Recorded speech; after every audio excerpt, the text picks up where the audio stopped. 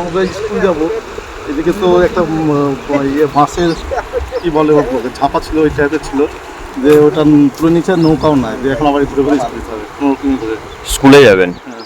আচ্ছা, এইদিকে কতগুলো স্কুলে যাতায়াত হয়? প্রাইমারি স্কুল আছে তাও 10-12টা, হাই স্কুল আছে একটা। আচ্ছা, সব এইটাই প্রধান রাস্তা।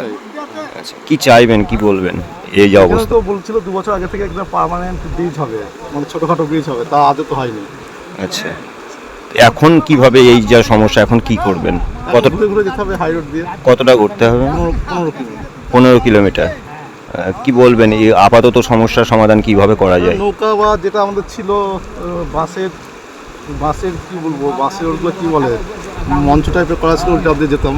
এই দুদিন গিয়েছিলাম, কালকেও গিয়েছিলাম, আজকে এখন দেখছি নেই। আমি স্কুল আসার পথে এসেছি। কত মানুষ যাতায়াত করে এখানে? মানুষ, এই এলাকার মানুষ প্রচুর যাওয়া আসা করে। আচ্ছা, গাড়ি আসছে, গাড়ি ঘুরে চলে যাবে। 5টি স্কুল, গটার স্কুল আছে, হ্যাঁ, এইসব মাস্টারগুলো আসছে, ঘুরে পালাচ্ছে। এটাই মেন রাস্তা এখন বর্তমানে। কি চাইবেন আপনারা? মানে ব্রিজ করার একটা দায়িত্ব নেই এমএলএ। এখন তাহলে এইভাবে বন্ধ থাকবে? নৌকাটা চলছিল, নৌকাটা কালকে বন্ধ করে দিয়েছে। প্রাণের ঝুঁকির ব্যাপার আছে। প্রাণের ঝুঁকি নিয়ে পার হচ্ছে মানুষজন। মানুষ যদি নৌকাটা থাকলে পরে রুগী মানুষ পার হতো, পার হওয়ার রাস্তা নাই। রাস্তাতে প্রচুর রয়েছে, 7খানা গায়ের লোক আসা যাওয়া করছে, রাস্তা দিকে পেরেশান হয়েছে। এখন তো অনেকটাই সমস্যা বর্ষাতে।